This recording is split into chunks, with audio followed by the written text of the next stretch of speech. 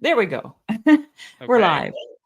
Um, all right, welcome everyone. This is a conversation between myself and Luke Freeman. And at some point, if you're good with it, Luke, I might just drop a link into the chat and see if anybody else with similar interests wants to join us. Sure. Yeah. Um, it'll be interesting to see how many people watch this actually. I know. But anyway, it's going to be better than you think, folks. Just hang in there. Um, yeah, Luke and I connected on one of the live streams recently, and I just thought it would be so much fun to talk to him about farming, and what else? No, farming and the Christian life, Yeah. stories, The you know, embodiment. embodiment, and I think that there's a real contemplative aspect to this lifestyle that you're doing and that I'm doing that allows for lots of insight, and you could look at it, you could cognitively science it like Vervaeke does, or you could just go with the you know the idea of mind body connection, right? Hmm. Which I think is kind of fascinating. Anyway, I think there's something there that, we can talk about it later. So yeah, do you want to give everybody an idea of what you're up to, Mr. Freeman? Sure. Yeah. Sure. Yeah. The problem for me is always like where to start and what to include, but I guess I'll just focus on details that are relevant to kind of my history with farming and agriculture, and then kind of family life. Sure. Um. Yeah. I guess I'll begin with the end, which is here I am sitting in like a prefab shed in our backyard, which is going to be an office for me, a studio for my wife. We're making space in our house because we're about to have our second set of twins. The first set are three; they just turned three, and the Wow. next set are That's due in so June. cool. And they're both boys. So we're about to have four boys, 3 and under, running around. Well, that's a Um, farmer's dream come true. yeah, yeah. Give it 10 years, and they'll be really helpful.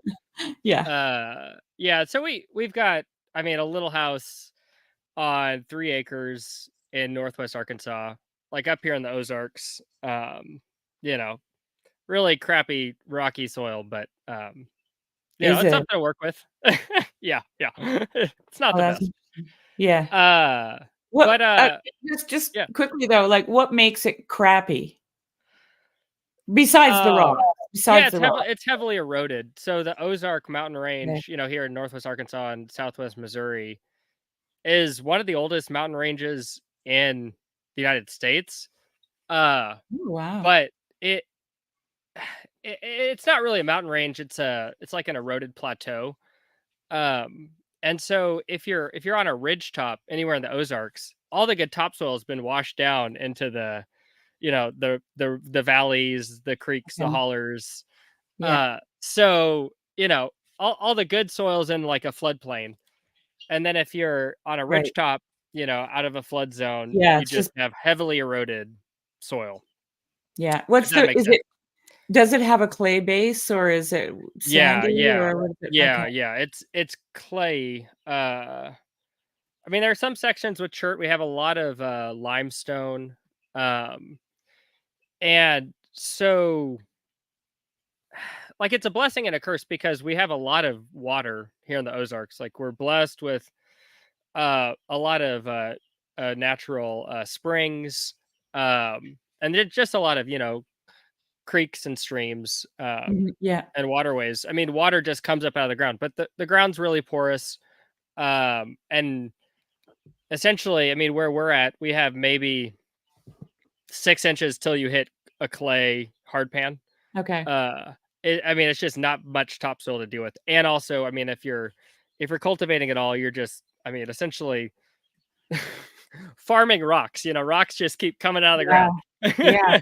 So you And gotta yeah, really build. You really have to build your soil. exactly. So in our garden spot, it's been built up for probably 15 years. So it's Yeah. pretty good soil. But honestly, most of the agriculture around here is like cow calf operations or hay. A lot of poultry houses. Because with But a fact poultry house, you just have to be up out of a floodplain, and right. so Tyson's one of the big companies up here, so we've got a lot of poultry. Yeah. But yeah. Anyway, so that's I guess Yeah. kind Okay, of so where I am now. I could back to your family. I could Yeah. go back in time. um. Yeah. So I mean I grew up in Fayetteville, where I am now, just like a suburban kid. So didn't do much gardening. Didn't have much of a relationship with farming, really at all. My granddad from Little Rock, uh, he always had a garden. He was very handy, and he was in the Air Force, and definitely greatest generation kind of archetype. Mhm, mhm. Uh, so really, I mean, that was kind of my only exposure to gardening. But I got really interested in sustainability in high school. Uh, kind of more the environmental side of things. Went to college. I was interested in photography. So I definitely have like a bit of an eye for art. Um, Yep. Yep. went to college at University of Missouri for photography, but got involved in a like an urban ag project. We were composting food waste from dining halls, um, like developing urban gardens, community gardens, and Wow. building compost bins. Uh, and I I saw what they were doing. I was enthralled. I fell in love with it. They offered like a class, where essentially you could just like haul compost and turn compost piles. And so anyway, I did that, enrolled again, kind of got involved in that like urban ag scene. And Mhm. that would have been in 2000, like 2007, 2008. We were reading Elliot Coleman. You probably know Elliot Coleman. No. Anyway, he was big, and he kind of started the organic market gardening scene. He's Okay. in Maine. Uh, he has some books written in the 80s on organic gardening. Anyway, it just opened up a world to me. So I changed majors to sustainable agriculture. And I mean, totally new to everything. Took a survey of classes from like, livestock, uh, to like greenhouse horticulture. Mm, But I was more attracted to more of the fruit and vegetable production, more of the market gardening side of things. right. And while I was in college, met Natalie, who became my wife. We got married. It was the summer after our sophomore year. So we finished the last 2 years of college together. Um, and she's more into the kind of the arts and crafts. I mean, she took some fiber arts classes in college. And anyway, together we just developed this dream of having a farm one day. Mhm. Um, and so after I graduated college, I got a job on a educational research farm in Poto, Oklahoma, called the Kerr Yeah. Center for Sustainable Agriculture, where I learned about organic certification and definitely more of the like the practices of organic farming. We did a lot of heirloom varieties, did heirloom variety trials, did a lot with cover crops and crop rotations. Um, but then I was also exposed to like heritage livestock. I Yeah. wasn't involved in the livestock side, but I was around like Piney Woods cattle, and they had a hog breed I'm forgetting. That was a Like heritage. heritage as in heritage to Arkansas?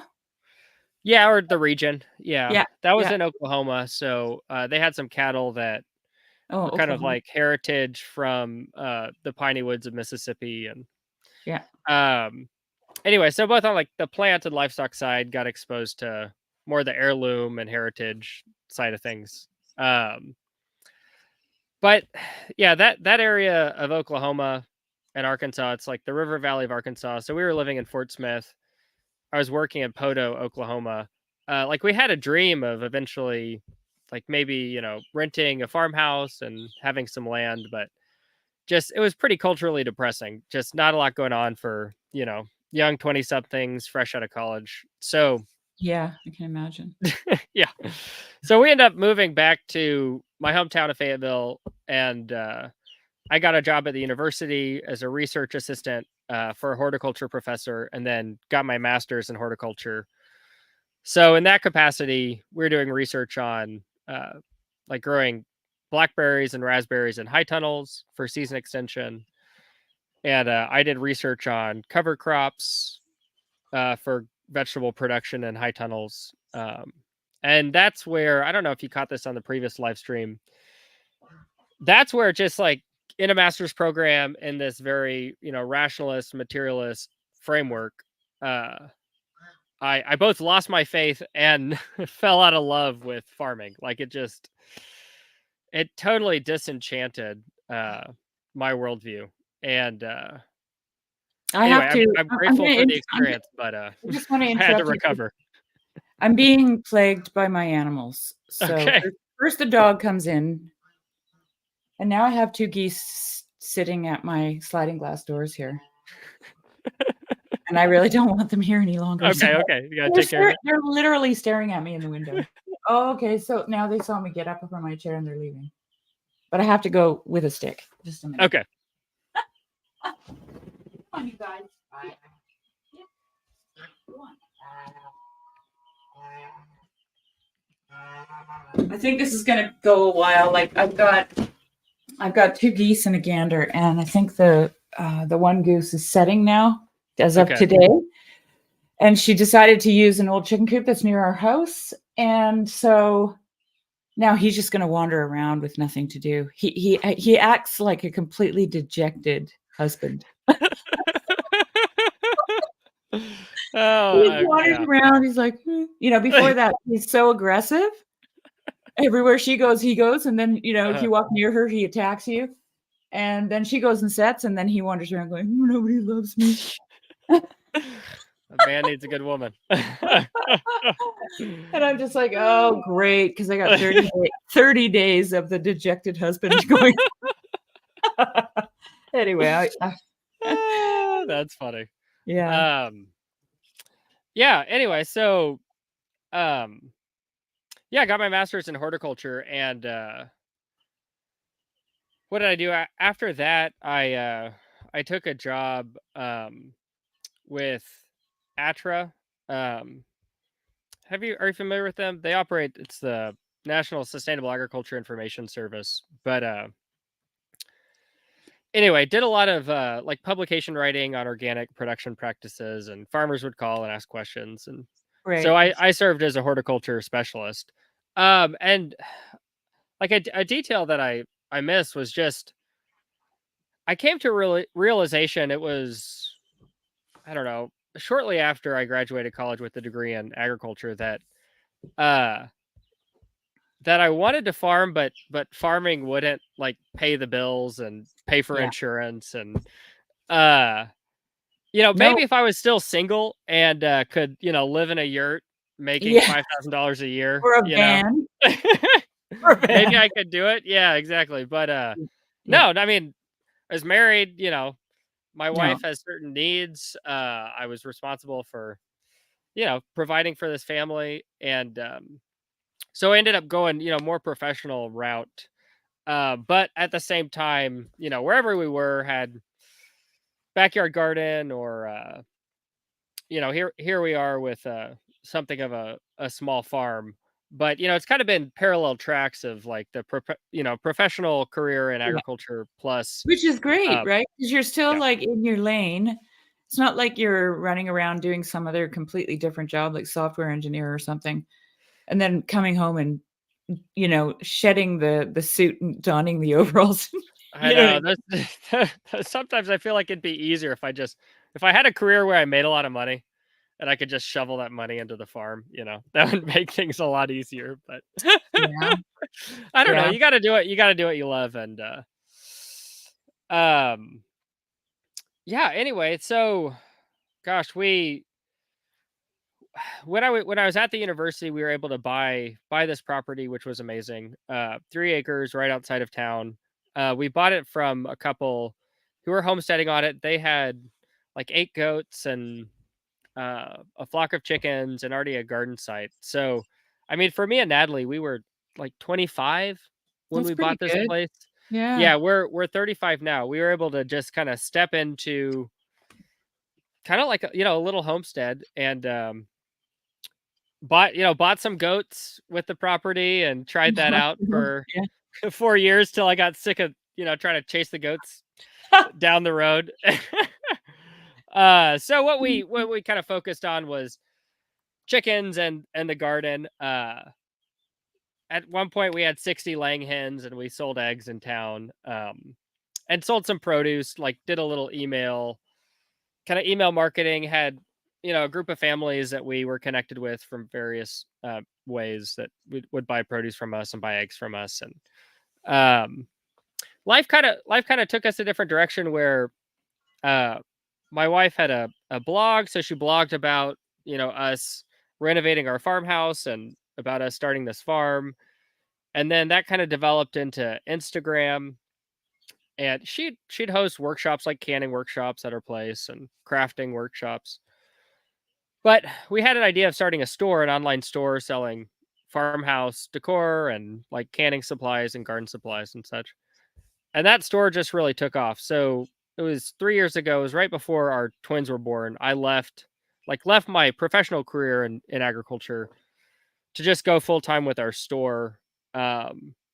And I'm just kind of just getting back into the professional career side of things. But anyway, that's just a whole other side of my Wow. my So life. yeah, But that, yeah, so that it, kind of entrepreneurship has been big for us. yeah, yeah.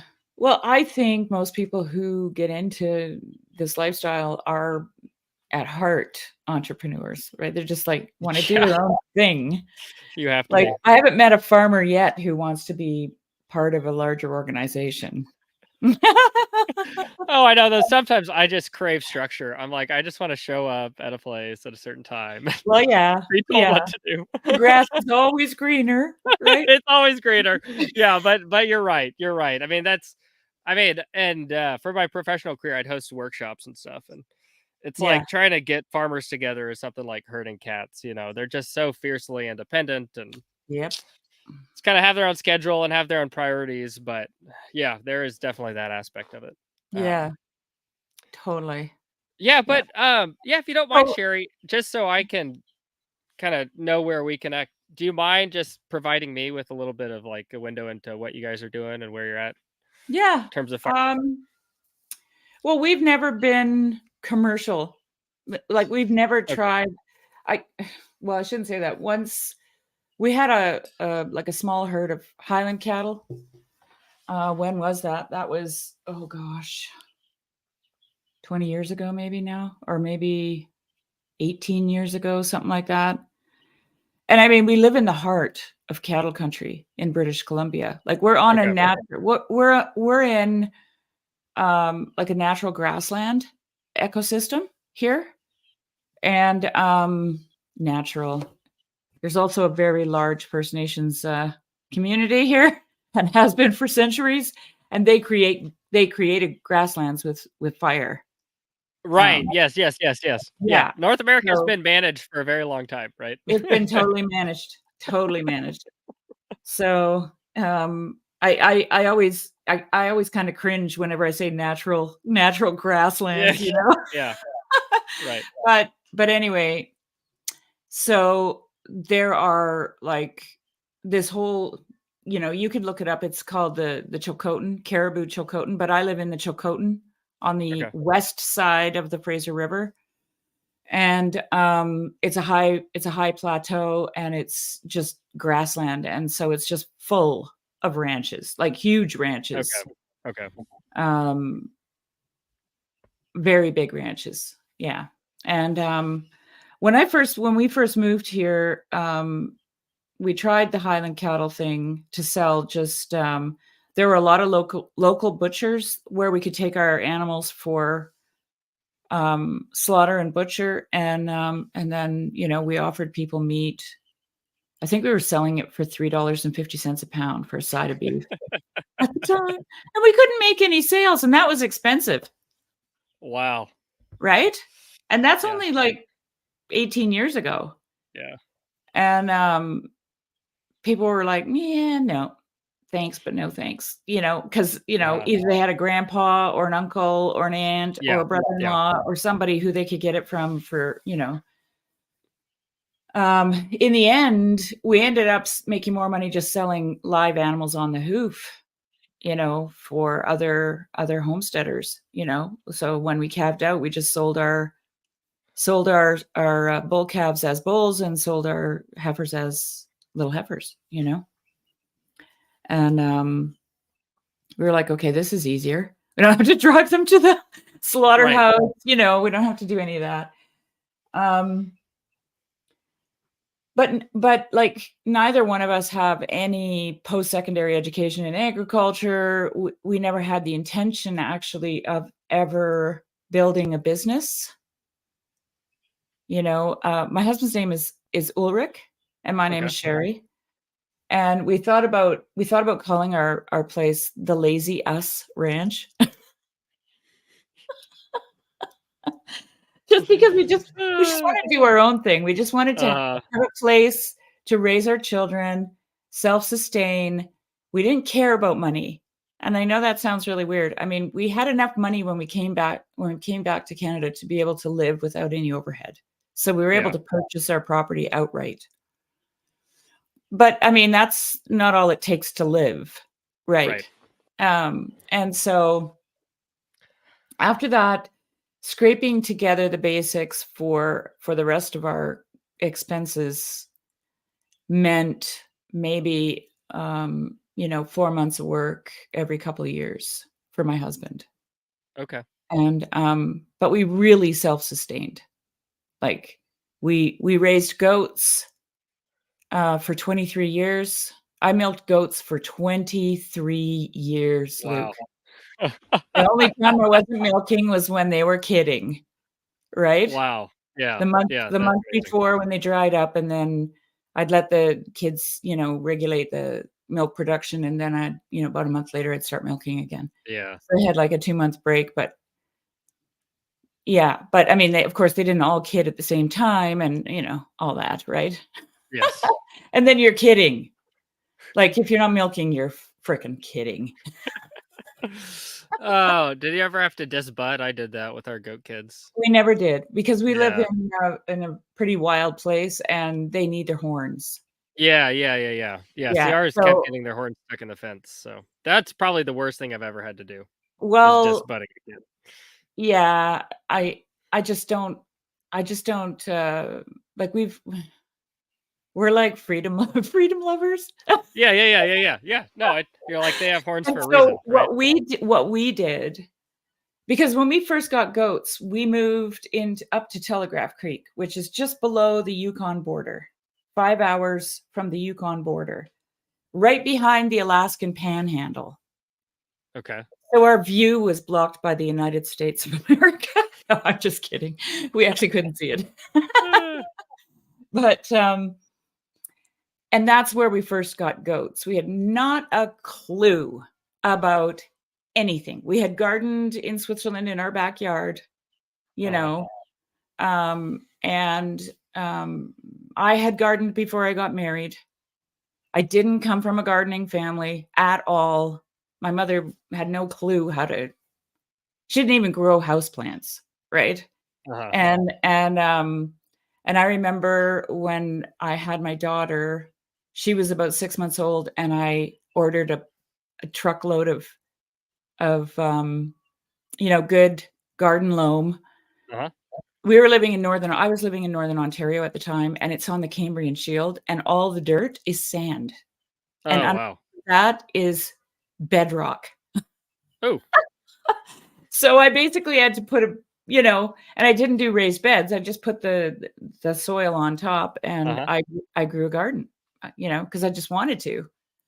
Yeah. And then my husband and I got married. We moved to Switzerland, and the backyard was a big garden area, and we gardened there but we weren't self-sustaining or anything. But we actually did get ducks and butchered them ourselves. And so we're in the middle of this little neighborhood in Switzerland. We're literally in the middle of it, and everyone can see our house from their Okay. house. Okay.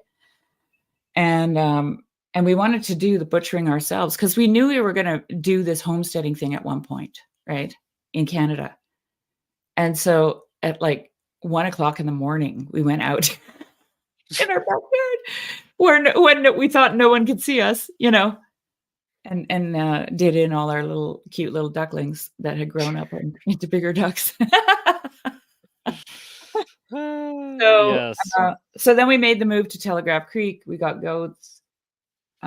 We were, we tried to keep it to every 6 months. We'd go to the nearest town, which was 700 kilometers away, and we'd get our supplies, Yeah. like dry goods and whatever, all the things a family needs. It was actually pretty crazy because you'd be like, okay, so whose birthday? And Christmas. And, the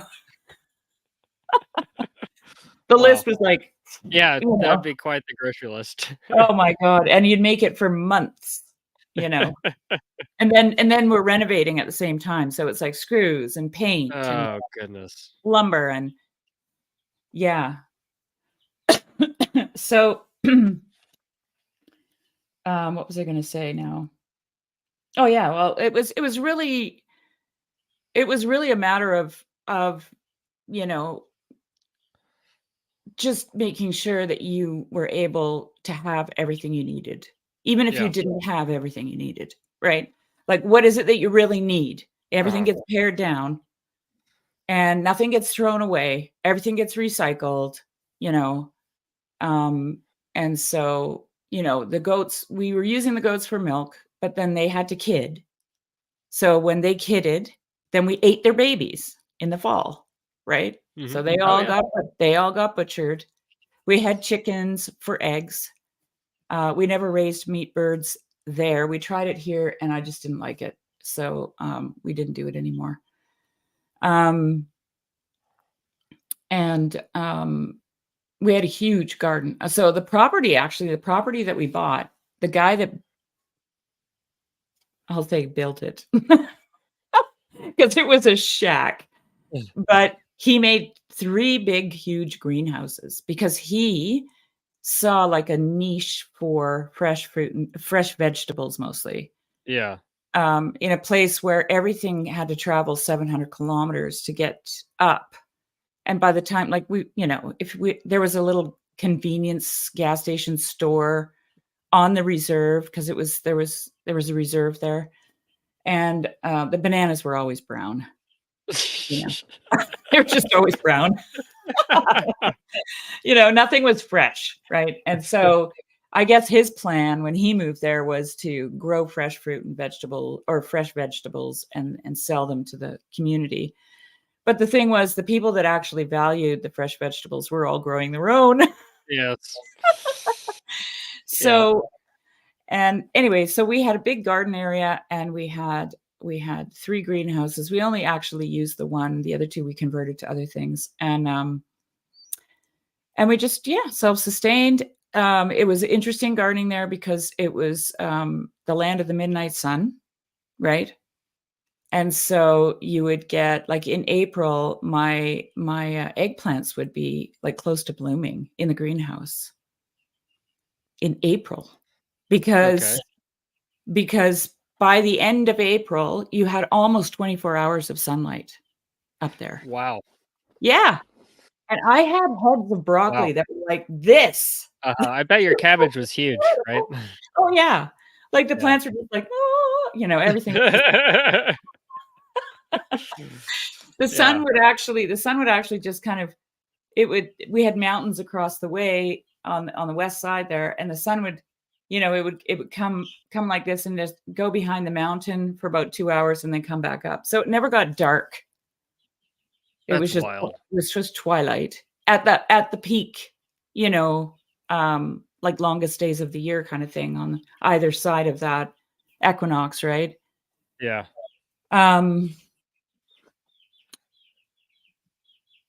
Is that birds or chicks? I've got I've got chicks. Yeah.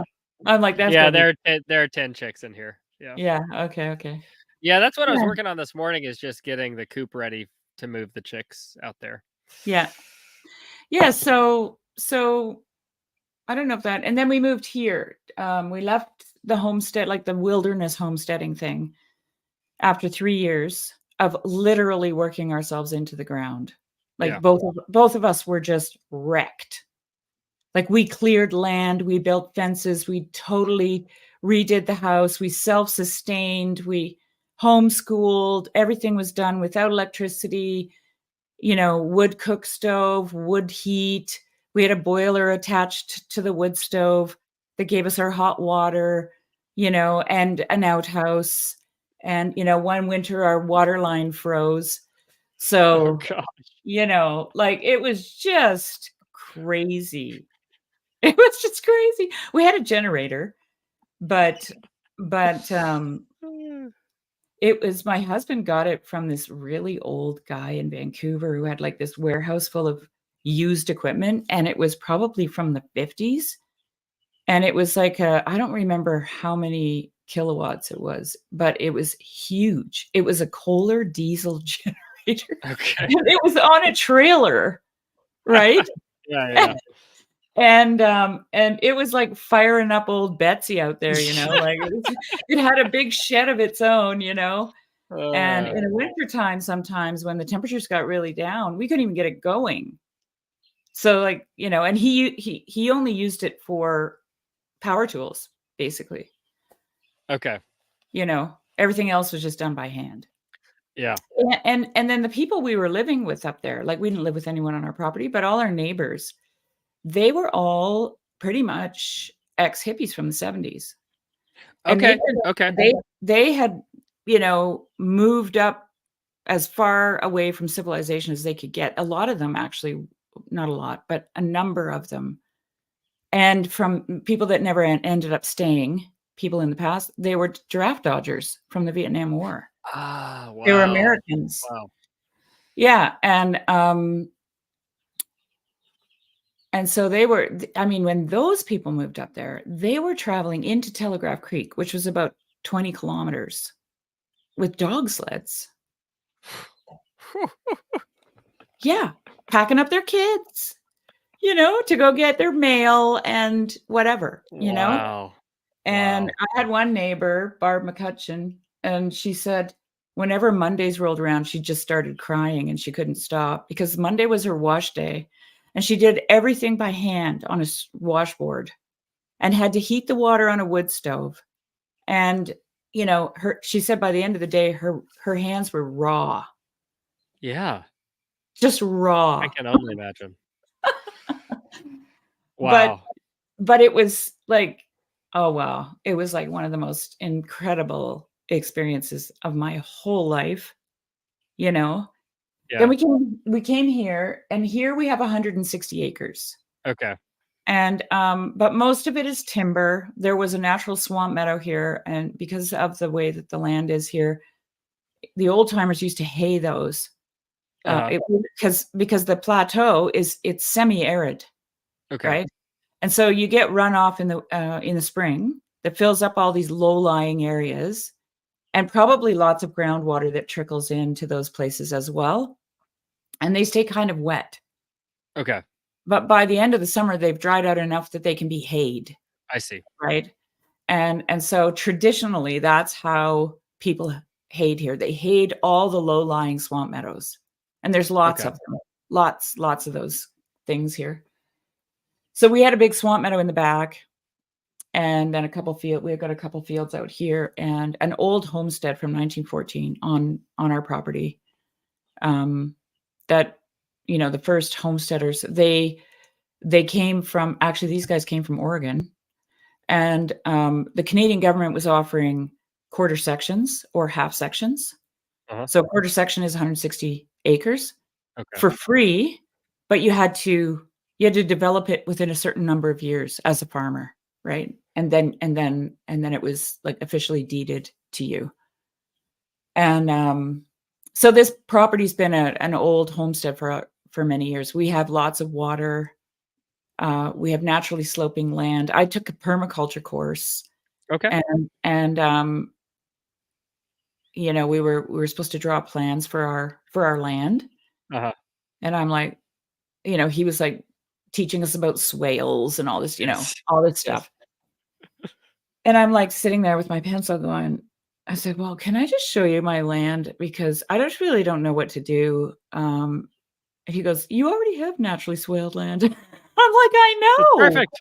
You know, because we've got these like hills on either side. Uh, Water comes down on one side, and actually that's what I've been doing this spring. We have these old irrigation ditches that they built in the 30s on this property, and they did it with horse and plow, right? yeah. You just go dig a trench with horse and plow. And because we have a year-long creek that runs right out in front here, like I can see it from my window.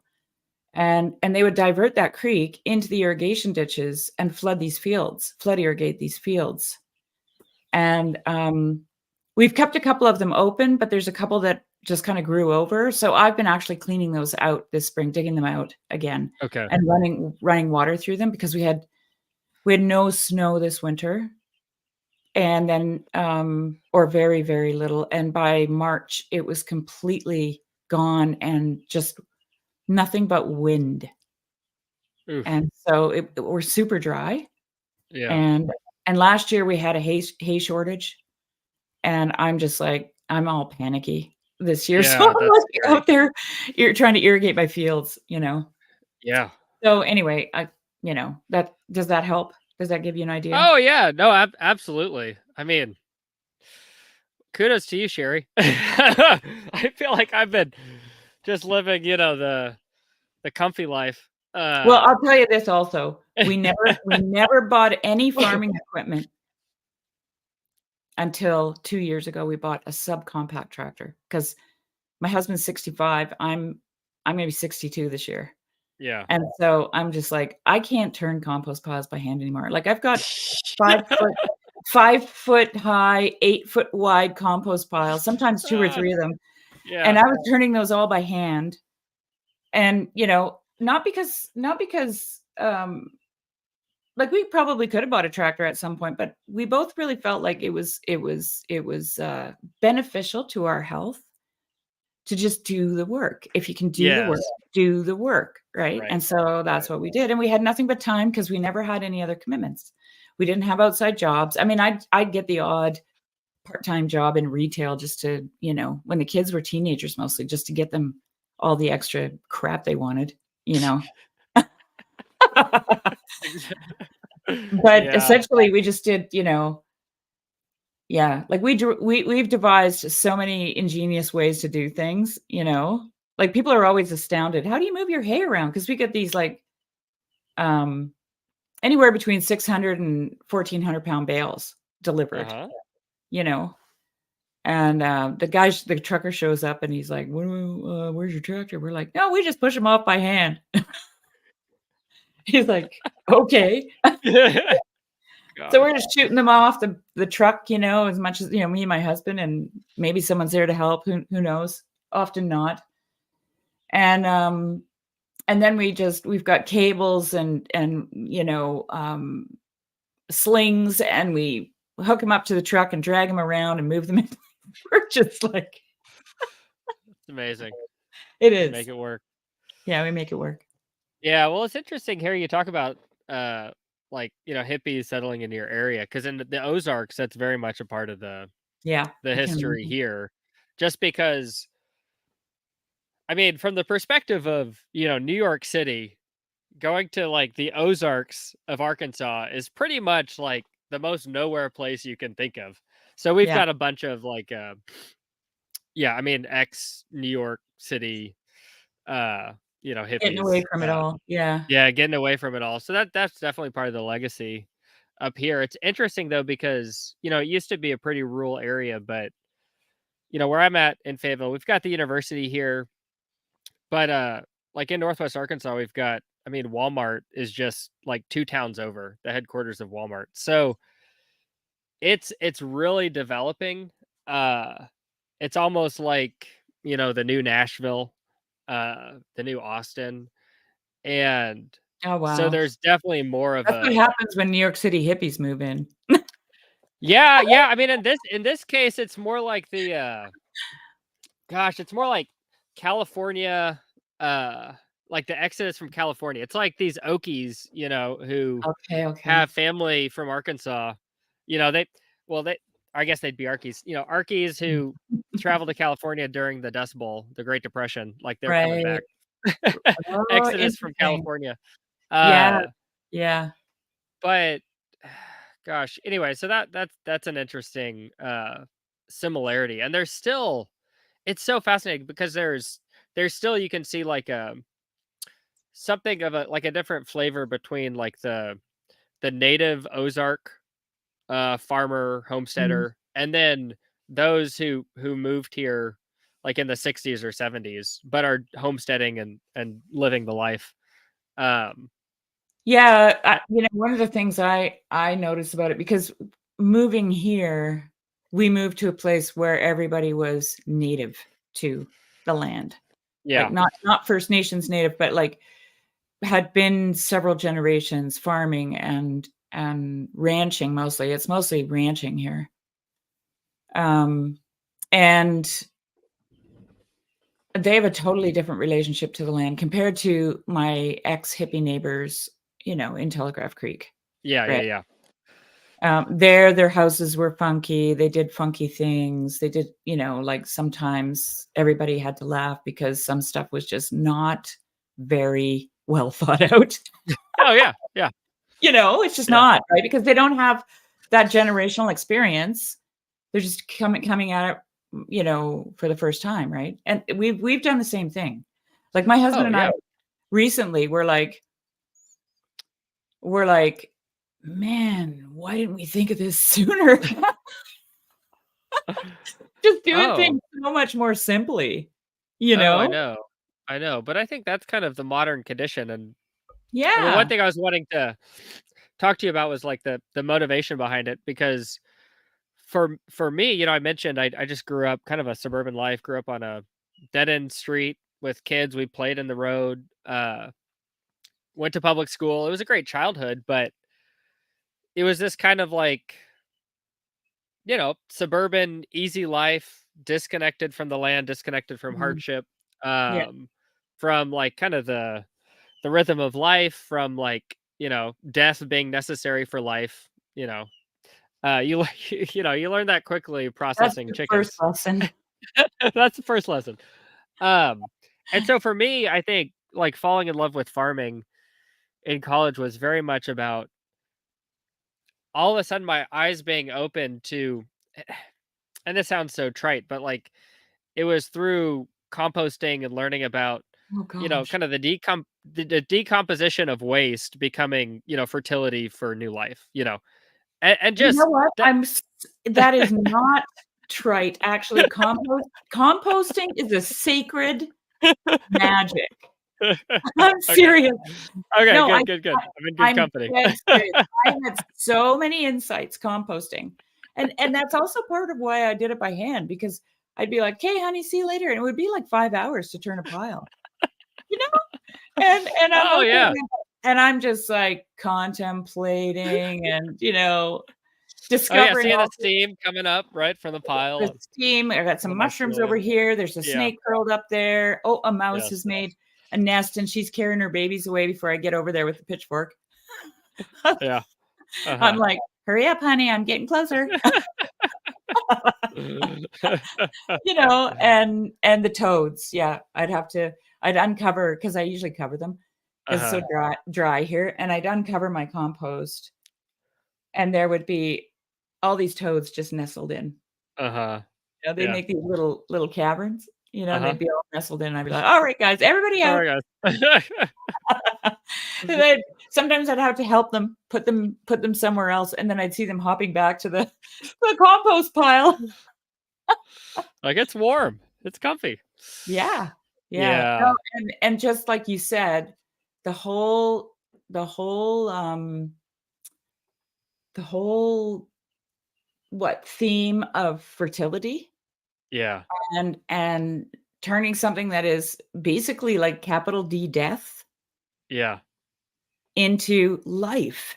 Like Yeah. it's that it's like the first lesson is life is death, and the second lesson at the compost pile is death is life.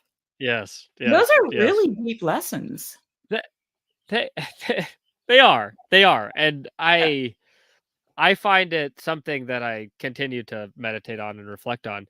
And honestly, I remember as I think when I was in high school, and I grew up Christian in a Methodist and then non-denominational setting, but the whole idea of like death being tied to sin and death being somehow wrong Yeah. or kind of like a twisting of creation and the natural order and Christ coming to break us out of death. It was very hard for me to imagine imagine a world where there wasn't that cycle. Cuz you walk through the woods and you see a tree that's fallen down and it's starting to decompose, and you just know, I mean, that the carbon in that tree trunk is going to become soil carbon to feed the soil food web, which is going to, develop the fertility of the soil and feed the plants that are going to grow from that. And I anyway, I just find I find it so beautiful. Like Yeah, I well, can you know what reflect on this forever. And I so I love it. I I love it. I don't know. The escape from death is, I don't know. I still wrestle with that. Death is a tragedy, but at the same time, death is necessary and beautiful in some ways. So I don't know. I totally agree with you. Okay? Okay, yeah, And I'm really happy that you brought that in because, how did you put that? Okay, so let me just say it like this. This is how I kind of see it. I see it as a Gnostic impulse to run away from the hard realities of what brings about abundance.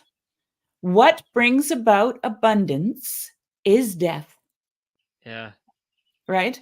Without death on the forest floor,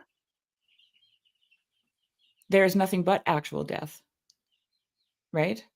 Like this is the I live yeah. one of the other industries here is forestry.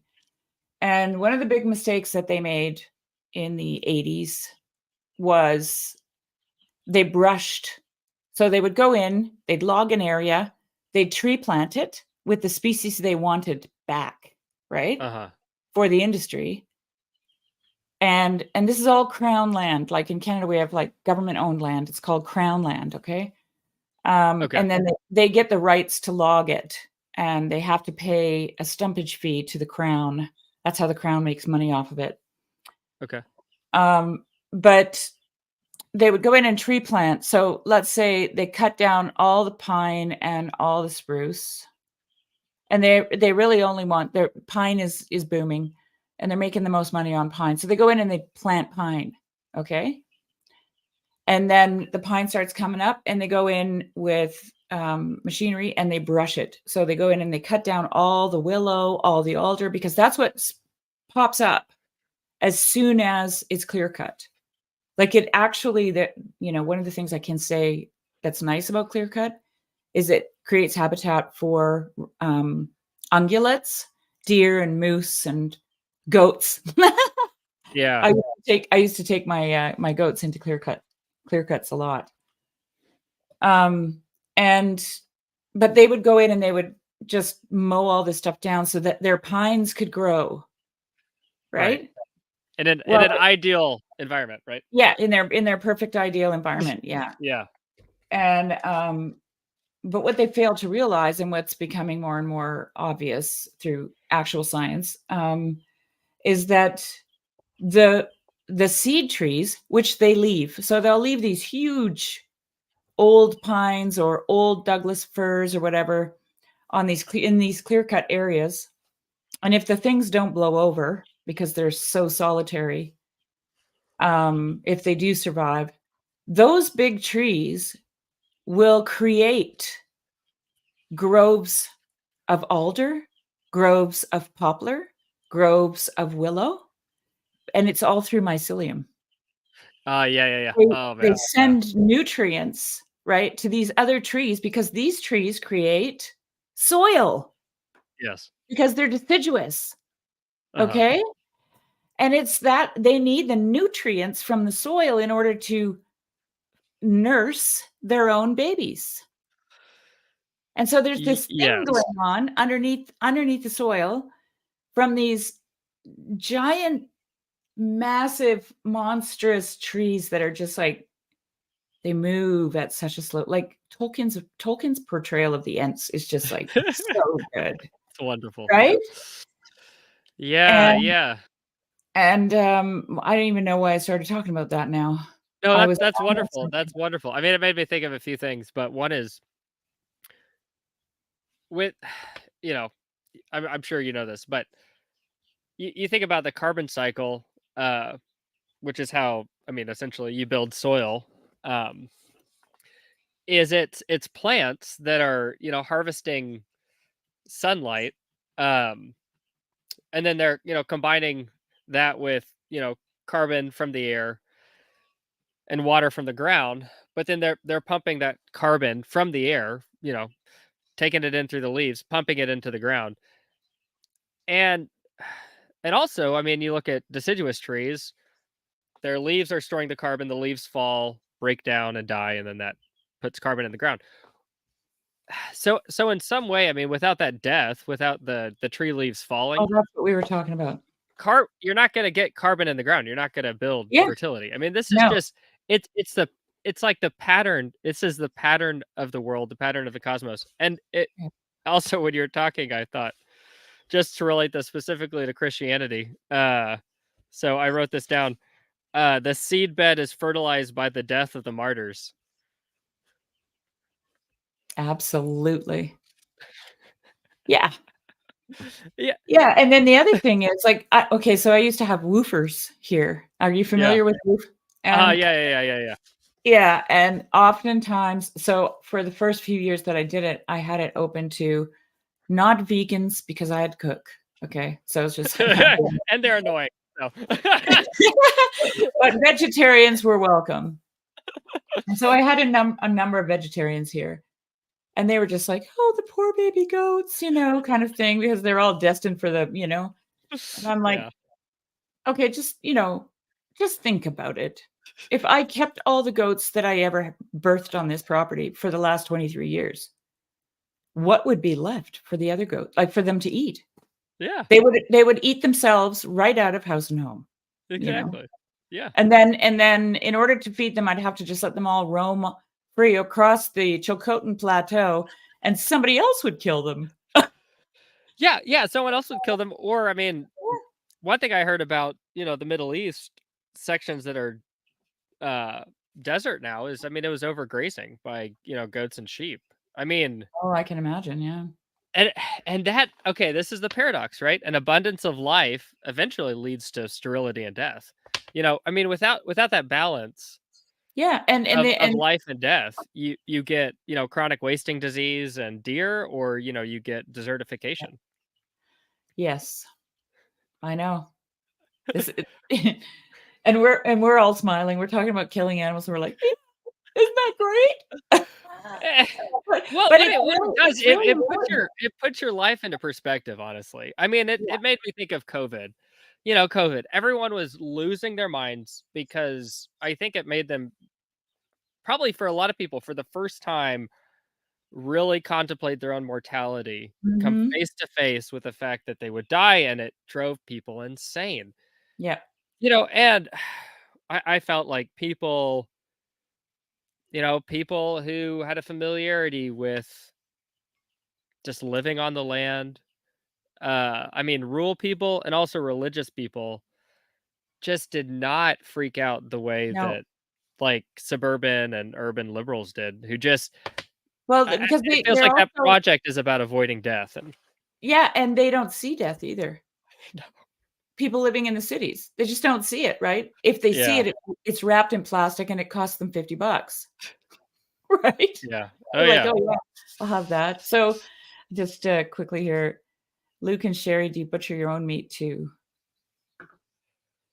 Do you butcher any meat, Luke? I've experimented with processing chickens, but we haven't done anything beyond that. With our We did. goats, we would just sell the kids. So Yeah, yeah. We, my husband has killed so many animals. He's just like, I am so done. He can't do it anymore. But yeah. he did 2 sheep, 2 wethers for me last fall, and then when my son came for Christmas, we did 3 young ganders because I had just too many geese. Okay. And I just knew because February is breeding time for the geese, and they were already starting to fight, right? And there were only 2 actual geese, and I was like, these poor girls are going to get really tired really fast. They get chased around. Yeah. Yeah. So anyway, so we did 3. So we had one over the holidays, and then and I've got 2 in the freezer, and lots of really good mutton. It's not lamb because they were like 3 years old, Okay. but yeah. No, but this whole, this whole insight into death and life that you experience on the land, um, there's something also very, how do I put this? It's like you become also well aware of the fact that we live we live by gift, if I want to say it like that, Yeah. Yeah. right? Like God is a giver Yes. and we are gifted.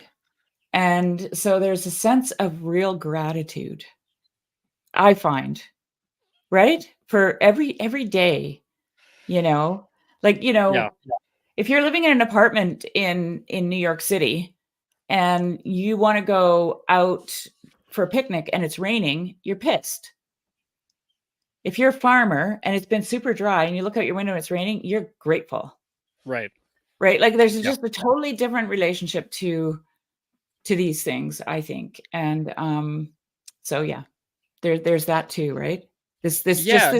this kind of living in gratitude, I find is yeah. Yes. And I feel like that comes from something like finding yourself situated in a larger world, in a broader cosmos Yes. where yourself and your needs are they're just one factor, like you talked about the rain. I mean, it's inconvenient. You might have had plans, but how much and how many other people are depending on the rain, to grow the hay, to grow the vegetables, to grow the crop.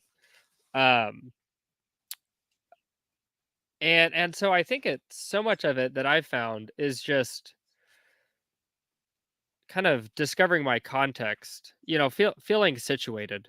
Um, and I think gratitude kind of flows from that and realizing kind of where I am. I mean, almost none of that I'm responsible for. It, it's Right, it's it's which then gift. leads us to humility. Yes. Right? And I mean, those are the ABCs of the Christian life, Yes. right? Yes. Yes. Death is life, God is giver, and it puts us in our place. Like, and I Yes. don't mean that in a negative sense, actually. I mean that in a very positive sense. Yeah, it's you're humbled because you realize, I mean, how much of the world just goes on without you.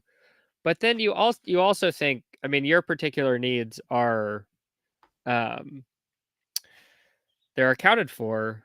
Um I mean, so are the needs of every living creature. I mean, so there's a way in which, yeah, it's humbling, uh, but also to think that you are actually provided for is such a source of gratitude. And one thing I've been thinking about a lot, and I mean, especially thinking about this idea of grace, uh, and just the goodness of God is. just Mhm. contemplating the metaphor of the sun. You know, the sun shines on everyone. The sun does not discriminate No. between those who believe in the sun, those who don't believe in the sun, those who have the correct knowledge of the I'd like to sun. meet someone who doesn't believe in the sun. The sun shines. Does. Sometimes there are things that block the sun, the weather, the clouds. Sometimes you can put yourself indoors in a room where you don't see the sun, you know? Mhm. You could hide under a rock. But I mean the sun is there. And that ever presence of that goodness has just been it's just been something I've really been ruminating on. Yeah. Yeah. Yeah, because without it and like it pops up in all mythology. It the idea of the sun and light, right? And oh man, I've got so many thoughts, but they're they're all they're all crowding into my head right now going, "We want to talk first." And I can't sort them out. Um yeah, it's in, the early fathers. There's a lot of sun, S-O-N, language, Yeah, yeah. crisscrossing there. And I'm not foolish enough to think that it's just an extension of some kind of sun worshiping cult, it's not that at all. But there is this uncreated light. There's, like all this stuff, right, is so present in not just Christian, but philosophical thought, early ancient thought, really. Oh yeah. Oh It's yeah. I everywhere, mean, everywhere. I'm a huge fan of Plato and just finished reading The Republic with a book club. And even I mean the metaphor of the cave, I mean it's light.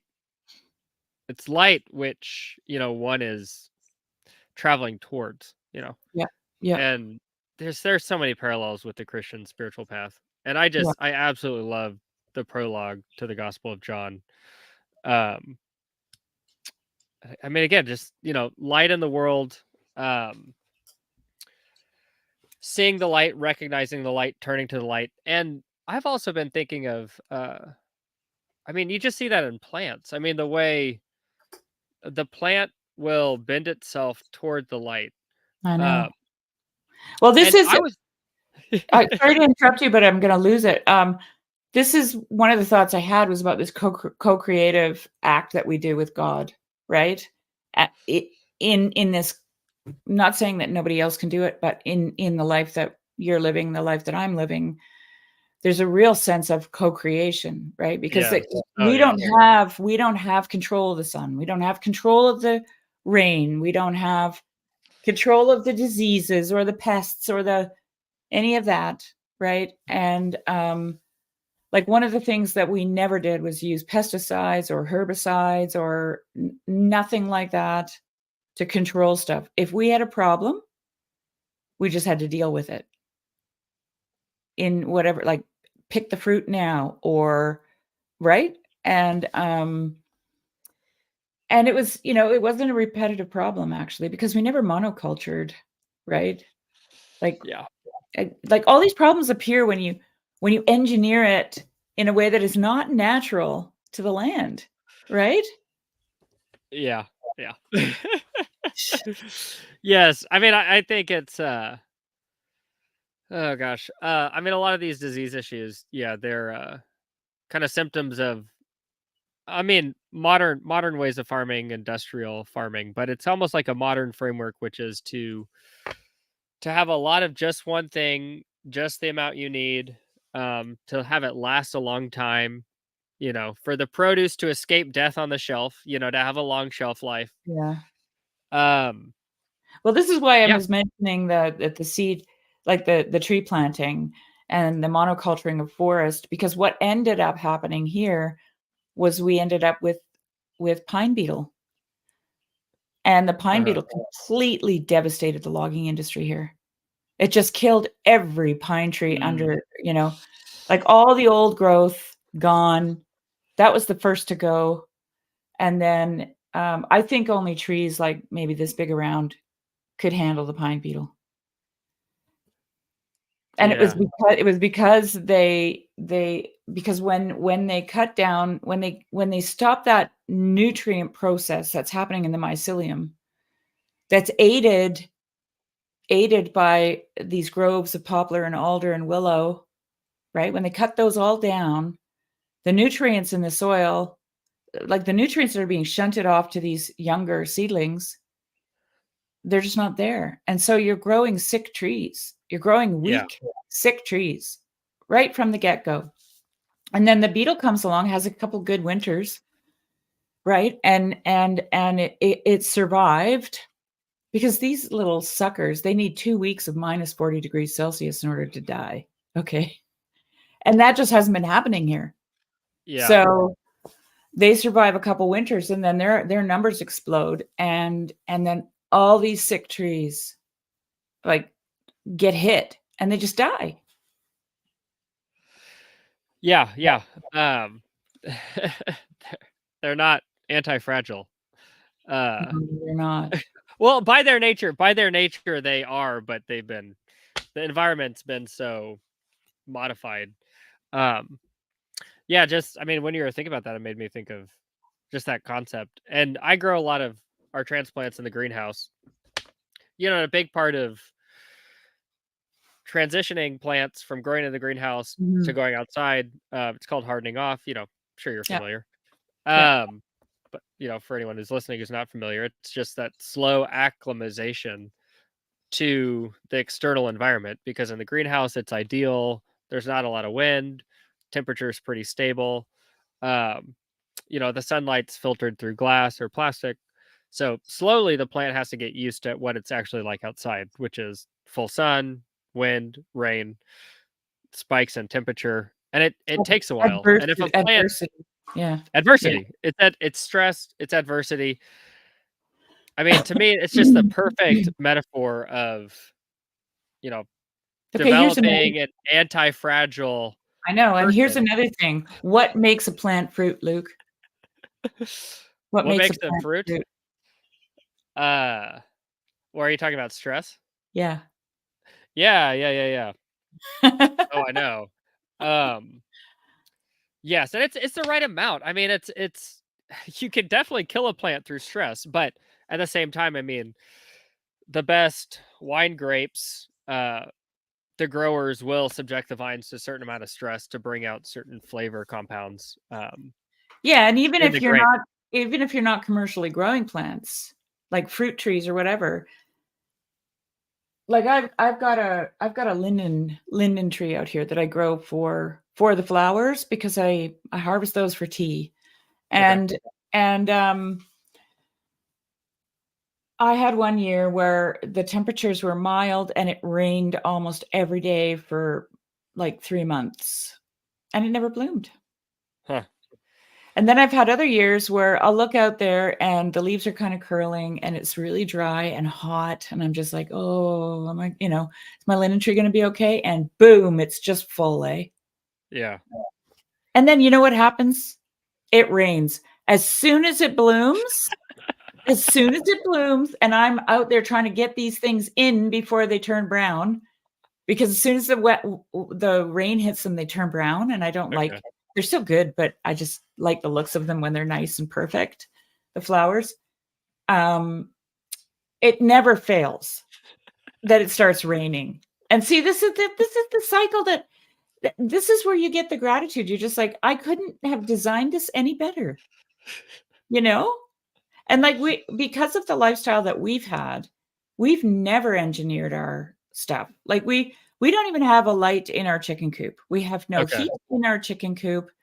I'm breaking ice off the creek in the wintertime and filling up buckets and trudging through the snow and keeping the door locked if it's, anything below minus 10 Celsius. Right. So that mostly because I don't want their water to freeze because I don't want to have to fill it the next day. Yeah.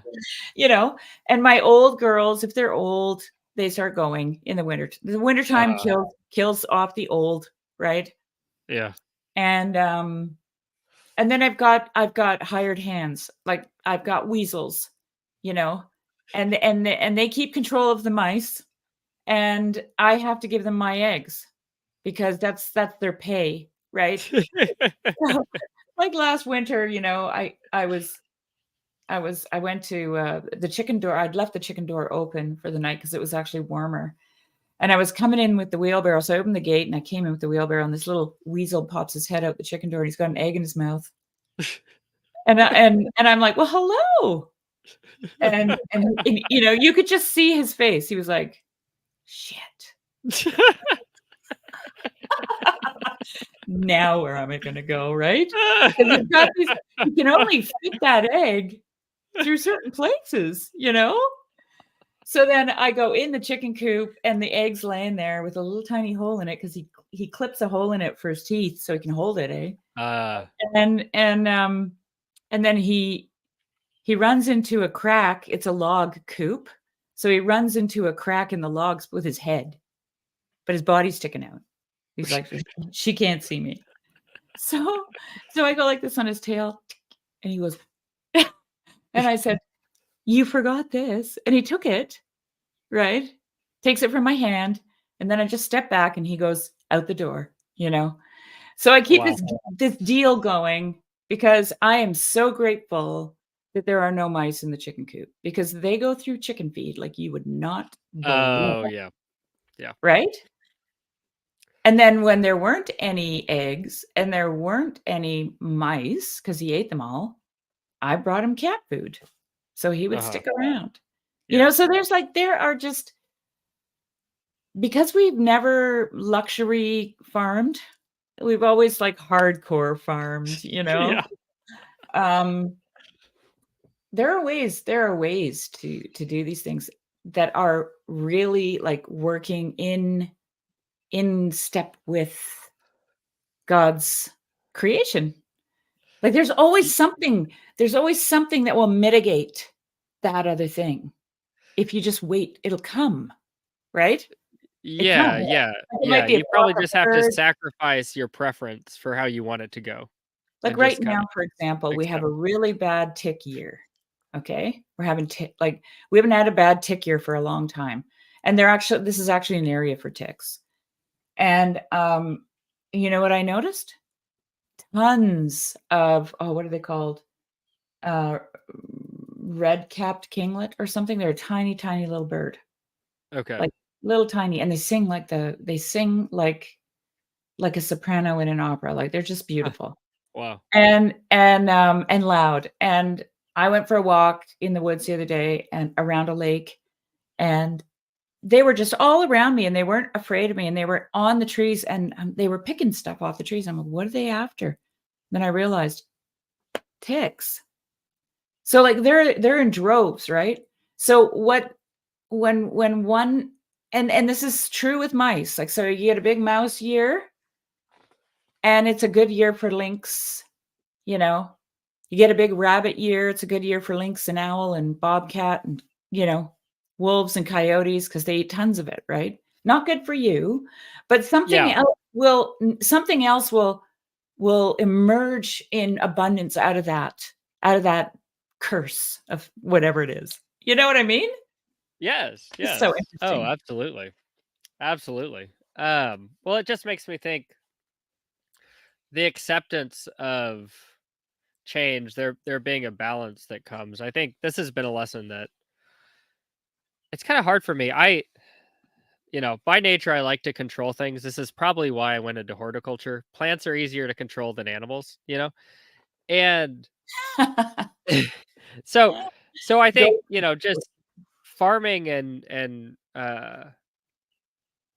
you know, living in a way that attunes me to natural cycles is really good for me because, by nature I'm a little more kind of like, obsessive compulsive control Mhm. freak. But it's this kind of open-handed accepting stance Right. that I feel like you're painting the picture of, which is really beautiful. And it makes me think, I mean, even to relate it to like conversations that are happening around the growth of certain Christian denominations, the growth of orthodoxy, um I feel like it's a similar kind of balance. Like, the spirit blows where it will. Yeah, Uh, there's that's a right. way in which things balance themselves out. Right. You overemphasize the more kind Absolutely. of cerebral, and then you get a balance with more embodied liturgical. Well, And that is a big reason why you don't find me in these conversations about, like surges, surging this and, waning this. And I'm just like, yeah, everything surges and wanes. Hello.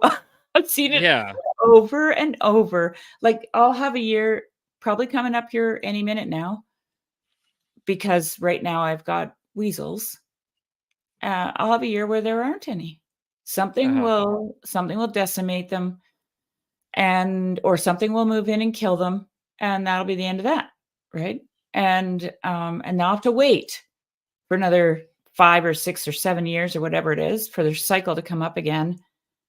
And, we've had pack rat years. Like, um, pack rats are, you know, amazing animals. Like, good God, like if anybody was an engineer in the animal kingdom, it's them. Like they are so ingenious and they're nonstop workaholics but they stink. And then they make a big mess, of things, right? Because they're building Uh-huh. stuff all over Yeah. the place. And but we'll have years where there's just like, and we don't kill them anymore. We used to kill them, and now we're just like, no, we live trap them, and I take them down the road at least 10 kilometers away. Okay. I said to my husband, I said, "You know what? I think I'm overpopulating the prairie out there." Causing an ecological imbalance. But we'll have years where it's just like constantly taking, I'm taking the pack rat for a drive, honey. I'll see you in a bit. And then Oh I don't want gosh. my neighbors to see me letting them go, right? Because they'd be like, "What? She's keeping them? What?" Yeah. We definitely had a season of me doing that with raccoons. Just like Oh, a yeah. Another raccoon relocation project. Did you relocate them? Yeah, yeah. Good for you. Yeah. Or Um did you or did you relocate them? Did you relocate did you yeah, relo relocated them to heaven. No, I trapped and released them. Yeah. Because Nice. my wife is very compassionate about Mhm. animals, and also with, little kids around, it just sometimes it's easier to just Well, one of the put them things in the we back of the truck with a trap and let them go, well, this is outside. another thing because of our locations, like Telegraph Creek in here, we live in wilderness areas. So, we've always had to contend with predators. And it's always been our opinion that they need to eat too. So, Yeah. it's on us to not make that easy for them, okay? Like, people who complain that a cougar came and killed 3 of their sheep, which they don't have in a locked barn at night, or they don't have the proper livestock guardian dogs or whatever. I'm just like, "Of course." And Right. it's always young cougars that will kill, you know, farm animals because they're not well skilled yet in hunting, and so they go for something that's simple. Uh, And then, we've got these like semi neighborhoods where people have like 20 acres, 15 acres. They live in, one area, house after house down the road. And cougars will just go through there and just eat livestock every night. And then that thing gets hunted and shot, right? Um, and it's not, in my opinion, it's not on the cougar. It's like I live in an area here that is open range for thousands of cows all summer long, and it's on me, according to law, to fence them out off my property. So I have to keep fences up. I have to build the fences and I have to maintain the fences. And if the cows break the fences, I have to fix my fence, right? Like the rancher is never responsible for his cows being on my land, ever. huh. It's my responsibility to keep them out, right? Okay. So I just feel the same way about predators. So we've always like when we lived in Telegraph, we didn't have livestock guardian dogs. We had dogs, but we didn't have good ones. We locked our goats up at night. We let them out in the mornings, you know. Now I have 3 livestock guardians, and they just do the Yeah. work. I Right. don't even have to think about it. I can even leave my chickens open all night long, you know. Yeah. That's amazing. So, yeah. So there's that relationship too, right? Living with predators and the responsibility. I feel like we have a responsibility to those because those animals are really important. Like, Yeah. you know, they're moving the animals that decimate the landscape, like deer and moose, and you know, they're moving them around. Right. If they weren't here, then you know, the deer would do to the landscape what my goats would have done if I never killed any. Yes. Oh, exactly. Yeah. Yes. Yes. It's almost like learning to live vigilant of a threat instead of completely eliminating the threat and not having to be vigilant. I mean, because something will always pop up, you know. It's kind Mhm. of a modern myth that we've uh, you know, killed all the predators and there's no threat. There's going to be something, you know. Yeah, and well, it gets It, back to that anti-fragile conversation, right? And hardening of plants, right? To you have to expose them to adversity in order for them to to stay alive, right? And yeah. so like I've had kids with my does, with my goats that are vulnerable to predation, but if I don't leave them out there vulnerable to predation, they'll never learn to avoid it. They'll never learn Exactly. the call that their mother would give if she sees something dangerous, you know. They just wander up to the hungriest wolf and, you know, have no clue, right? Right. So all of this is and this is why I have a really difficult time with theology, so to speak. Like you were saying earlier, the theology of just eliminate all the bad stuff, right? Like this how did you put it? You put it so well, this kind of twisted story of the fall, or you know, the earth being cursed, and a life of Yes. of no adversity, right? Or no death. Yes. Oh, yes. Yes. I know. And okay, so I went through a deconstruction, lost my faith, kind of fell in with like the kind of Sam Harris new atheist thing. But it was really like predictably, I mean, me being here, it was like the Jordan Peterson Pajot pipeline, found C.S. Lewis, and I grew up reading Chronicles of Narnia and Tolkien, uh, Mhm. but never realized the intellectual life of C.S. Lewis. Anyway, so that's kind of my journey to faith, and my wife and I found a local non-denominational church that it's a good fit for our family, and our extended family goes there Yeah, too. But I think one way in which my faith is different post deconstruction and coming back to faith is that recognition of suffering, which I mhm, think has it's been a huge part of my journey. And even I mean since coming back to faith, I've just been just much more open to the treasures of other traditions, and I've just been really edified by a lot of Catholic teaching and yeah, just being able to gaze at the suffering Lord on the cross. yeah, Uh and in my moments of suffering, feeling he was there. yeah. Uh and my suffering doesn't compare to the suffering he experienced, and he's there with me in my suffering. Yeah, so Is when been Sam really Harris talked about human flourishing, did it give you chills down your spine? Because whenever I heard him talk about that, I was just like, "Who is the arbiter of that?" You know? I hope it's not you, Sam, because God help us. Oh man, I yeah, I haven't really followed him closely since then. I'd only Yeah. heard him for that short time when he was interacting with Peterson, and I could never stomach listening to him because I thought, "You're such an arrogant ass." Like, you have not a clue. Not a clue. Yeah. I remember thinking that when he said something like he was in an interview once and he said, "You know, my wife and I, in our circle of friends and acquaintances, we don't know anyone who smokes." And I thought, "Okay.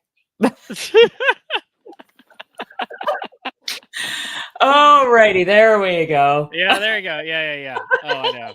Uh, yeah, There you exactly. go. Mhm. Yeah, he's just blind to so much. Um, Yeah. but anyway, this the suffering bit.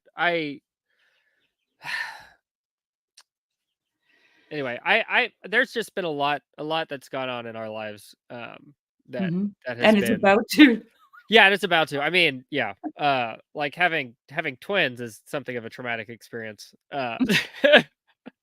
It's great. It's great, but it's been totally life changing. And for me, like kind of a loss of a lot of different identities, um, and a lot of certain aspects of my life that gave me a sense of self worth. And I mean, dying to self in a lot of ways. To be the father I need to be for these twin boys, and the husband I need to be, and take care of just the responsibilities we have. Yeah. Um, Yeah. but I think there's a way in which the kind of non-denominational evangelical Christian tradition that I was formed in, it it didn't give me a lot of context for the necessity of suffering, um, which has been something that really I has been a huge part of my spiritual growth just in the past 5 years. But it is something that I definitely learned from the natural world Yeah, is and I the just wanna. necessity of suffering. Yeah, and Uh, I just wanna kinda put a point on that because when you learn that lesson from the natural world, you are not actually talking about unnecessary suffering. Like, you're not talking about self-flagellation, okay? no, That is not the thing that you learn from the natural world. At all times does a living thing avoid suffering. If I watch my dogs fight, if I watch my gander fight with another gander, if I watch my roosters fight, they avoid suffering. Okay. So yes, somebody will, they'll push a point home a little bit and then, oh, somebody backs off because to be injured is to possibly die. Right. And that's really not the name of the game. The name of the game is to gain status. yes, And so there's always this backing off thing. Like they don't fight to the death because of their ego. You know what I'm saying? yeah, And and and I think that there is the tendency for human beings to lose sight of that because it takes humility to back off, right? So like yes, there's suffering, and then there's suffering that you have no control over, and then there's suffering that you do have control over. And yes, to push yourself into that further for the sake of suffering is not a good thing in my opinion. yes, So I just wanted yes. to, say that. Oh, exactly. Oh, exactly. Yeah, it takes discernment. This always what always comes to my mind in this regard is my Jewish friends, Yosef and Kezi, Uh-huh. talking about choosing life, right? God asks us to choose life. And so sometimes when we choose life, it creates humility in us, right? Because our ego would like to go to the death, okay, of something. Yeah, And to choose life means to stop with the ego shit, to put it bluntly, and yeah. choose life. Choose That's so life. good. Yeah. Yeah, and there's a way in which the choosing life, I mean, just going head first into life includes suffering. It's it's Yeah. part of it. I mean, I think just the perfect example is just bringing new life into the world, having kids. For a Mhm. parent, it's just like this Yeah. level of self-sacrifice, self-emptying that, I mean, I couldn't have imagined. But I see in myself it is a like this perpetual ego death Mhm. that is it's pruning away those branches that Right. shouldn't be there, right? Yeah. And those branches are being thrown into the fire, and it hurts. It's painful. I don't like it. I complain about it, but But, it's redemptive. the fruit is there's so much more fruit after that, right? But there will be fruit. Um, Yeah. yes, and so yeah, so that's a kind of yeah, that's just the kind of suffering that I'm talking about, because I think you're totally right. There's a way of like a self-aggrandizing suffering. Oh, look at me, I'm suffering so much. Yeah. Uh, but but um but I think the thing that yeah I found a little wanting uh from my kind of the spiritual tradition I grew up in was something like God blessing you is freeing you from suffering, or like Right. uh you know how do I put it? I know You're a it Christian, and so you pray for things, and God gives you these things, and that makes your life good and successful, prosperity. prosperity, and it means eliminating the suffering. Like God wants to take that suffering from you, and I think just the thing that has been added into my understanding is sometimes that suffering is a blessing, uh, Yeah. and it's Oh, it's the necessary, I mean, this and is a so whole being journey. thankful for that is, Yeah. whew, I mean, it's a hard stance, but I'm working on This it. is the whole journey that Jess and I did with Job, right? Yes, yeah, yeah, yeah, Job, yeah, yeah. like, Jess is perfect on that. the question of, why does uh, what's the question now?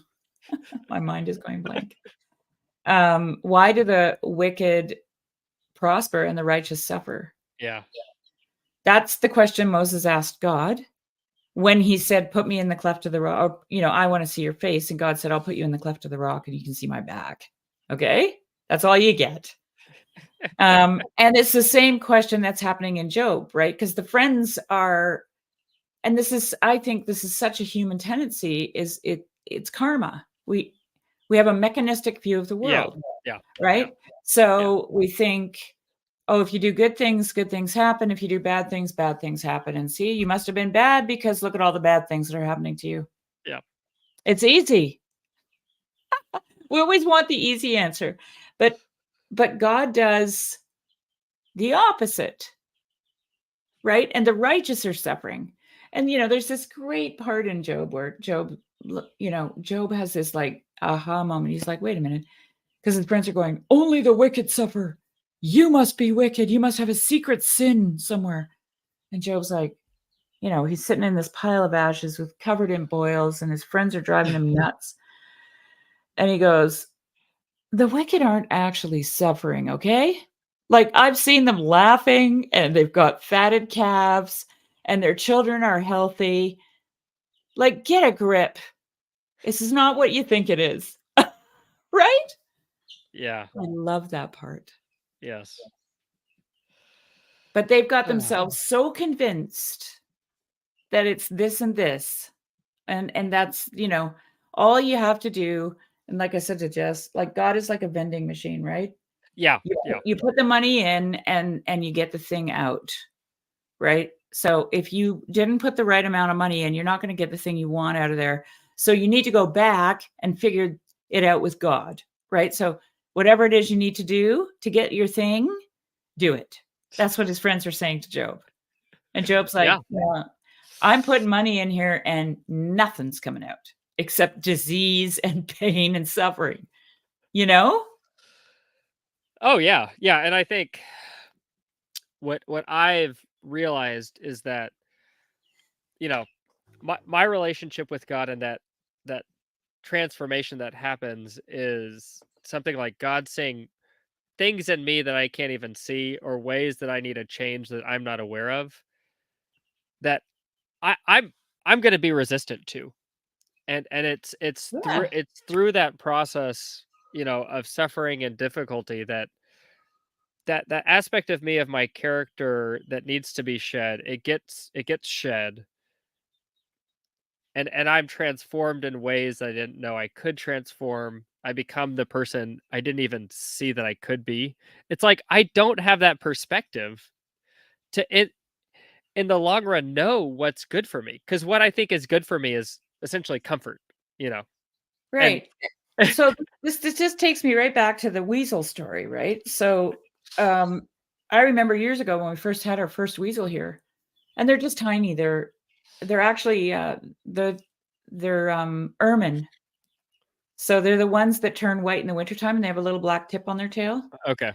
And apparently they're like the most expensive fur out there. Huh. Like these are, you know, those classic kingly robes with the white Oh yeah. fur and the little black spots? That Uh-huh. was ermine. Oh, okay. Yeah. And well, I mean, they're just little, right? So it takes a lot of them to All the but I mean, suffering that went into those royal garments. I know. But you know, like your first as a farmer, your first instinct when you have a new pest in your chicken coop is to get rid of it. Like it's Yeah. that's the rule, right? Just get Yep. rid of it. But I had to actually just say, well, wait, what is he doing? He's stealing eggs, but not always. Oh, I know. He's stealing eggs because I don't actually have any mice left in my chicken coop. And now he has nothing to eat. But he would actually like to eat the mice, right? And this is this idea that you were saying, like, we don't know what's good for us, Yes. you know? So unless you take note that you don't have any mice in your chicken coop, then the only thing that that weasel is doing is stealing your eggs. You've missed the whole point of his existence. Yeah. He exists to eat mice, right? And he's done such a good job of it that there isn't any left. Right. And now it's your turn to give him, you know, room and board kind of thing Yeah. Yeah. until Yeah. the population booms and then he can go back to work and you'll all be happy, Uh-huh. right?